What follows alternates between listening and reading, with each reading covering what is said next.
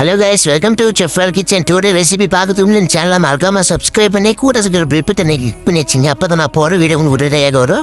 நிறைய பேர் நம்ம சேனலை பார்க்குறீங்க, நான் சப்ஸ்கிரைப் பண்ண முடியாது. மறக்காம சப்ஸ்கிரைப் பண்ணுங்க, அப்பதான் உங்களுக்கு மோட்டிவேஷனாக இருக்கும். சரி, இன்னைக்கு இவ்வளோ வீடியோக்குள்ள போனால் நீங்கள் மட்டன் சுக்கா ஒரு 100 பேருக்கு பார்க்க போகிறோம். அதுக்கு இன்க்ரீடியன்ஸை பார்த்துரும். மட்டன் இட்டு போன 25 kg, ஆனியன் 7.5 kg, டொமேட்டோ ஒரு 5 kg, ஜிஞ்சர் garlic பேஸ்ட் ஒரு 1.5 kg, க்ரீன் சில்லி ஒரு 100 நம்பர் வரையும்.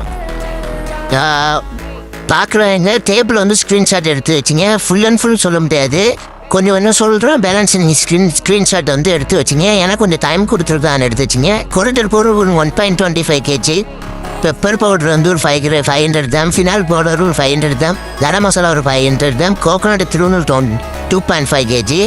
நம்மளோட இன்க்ரீடியன்ஸ் அளவில் நீங்கள் எந்த மெஷர்மெண்ட்டில் நீங்கள் வந்து ட்ரை பண்ணிங்க பர்ஃபெக்டாக வரும். சரி வாங்க இன்றைக்கி ப்ரிப்ரேஷன் பார்த்துருவோம். அடுத்தது ஃபஸ்ட்டு ஒரு பேனில் வந்து மல்லி, மிளகு, சீரகம், பட்டை, கிராம்பு, ஏலக்காய், வரமிளகா, ட்ரை சில்லி இதெல்லாம் போட்டு லைட்டாக ரோஸ்ட் பண்ணிங்க. ரோஸ்ட் பண்ணிவிட்டு நல்லா மிக்சியில் வந்து ஆற வச்சுட்ட பிறகு மிக்சியில் விட்டு அரைச்சிடுங்க நல்லா நைஸாக. ரொம்ப நைஸாக இல்லாமல் கொஞ்சம் குறைன்னு இறங்கி அதான் பெட்டராக இருக்கும். நம்ம சொல்கிற மெஷர்மெண்ட்டில் நீங்கள் ட்ரை பண்ணுங்க, சூப்பராக இருக்கும். இந்த கரம் மசாலாவுக்கு உள்ள பவுடருக்கு வந்து மெஷர்மெண்ட் வந்து நான் கீழே டிஸ்கிரிப்ஷனை தரேன். கமெண்டில் வந்து நீங்கள் வந்து சென்ட் பண்ணுங்கள் இன்க்ரீடியன்ஸ்னு நான் வந்து சென்ட் பண்ணுறேன். அடுத்தது வந்து ஒரு கடாயில் அந்த ஆயில் ஊற்றி சின்ன வெங்காயம் போட்டு நல்லா சாட்டேட் பண்ணிவிட்டு அதில் ஒரு பச்சை மிளகாய் ஆட் பண்ணிடுங்க. பச்சை மிளகாய் ஆட் பண்ணிட்ட பிறகு கூட கருவேப்பிலையும் ஆட் பண்ணுங்க. ஆட் பண்ணிவிட்டு லைட்டாக சால்ட்டை ஆட் பண்ணுங்க. அப்போ தான் உங்களுக்கு வந்து சீக்கிரமாக குக் ஆகும். நல்லா மிக்ஸ் பண்ணிகிட்டே இருங்க. மிக்ஸ் பண்ணிட்ட பிறகு ஜிஞ்சர் garlic பேஸ்ட் போட்டுருங்க.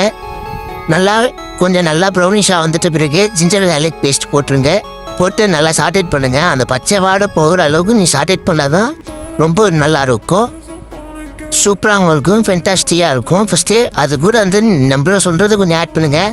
வரமிளகா கொஞ்சம் ஆட் பண்ணுங்க, ரொம்ப டேஸ்ட்டாக இருக்கும். கூட தக்காளியும் ஆட் பண்ணிட்டு நல்லா வதக்கிட்டு அதுக்கப்புறம் சாக்கு வாட்டர் ஊற்றுங்க. சாக்கு வாட்டர் ஊற்றுறதுக்கு முன்னாடி மசாலா நம்ம கொடுத்துற மசாலா கொட்டி லைட் லோ ஃப்ளேமில் வச்சுட்டு மசாலா கொட்டி நல்லா மிக்ஸ் பண்ணிவிட்டு பச்சை வாட்டை லைட்டாக போன பிறகு அதுக்கப்புறம் சாக்கு வாட்டரும் மட்டன் பாயில் பண்ணி வச்சுருப்போம். ஒரு 4 விசில் விட்டு பாயில் பண்ணி வச்சுங்க. மட்டன் மஞ்சத்தூள் உப்பு போட்டு நான் பாயில் பண்ணி வச்சுருந்தா மட்டன் ஸ்டாக் வரையும் ஊற்றிடுங்க. நார்மலாக தான் மட்டன் ஸ்டாக் இருக்குன்னு ரொம்ப இருக்கக்கூடாது. ஊற்றிட்ட பிறகு நல்லா மிக்ஸ் பண்ணிட்டு நல்லா சுண்டிடும். நல்லா ஆயில் மேலே வரப்போ குழந்தை வச்சு போட்டு கூட நம்ம சொல்கிற இன்க்ரீடியன்ஸ் ஒன்று நான் ஆட் பண்ணுங்கள், பர்ஃபெக்டாக இருக்கும். கோகோனட் ஆயில் லைட்டாக வந்து மிக்ஸ் பண்ணிடுங்க. அப்புறம் ஒரு கடாயிலேருந்து ஆயில் ஊற்றி அதில் வந்து வரமிளகா மட்டும் போட்டு தாளித்து அப்படியே அதில் கொட்டி கிண்டுங்க.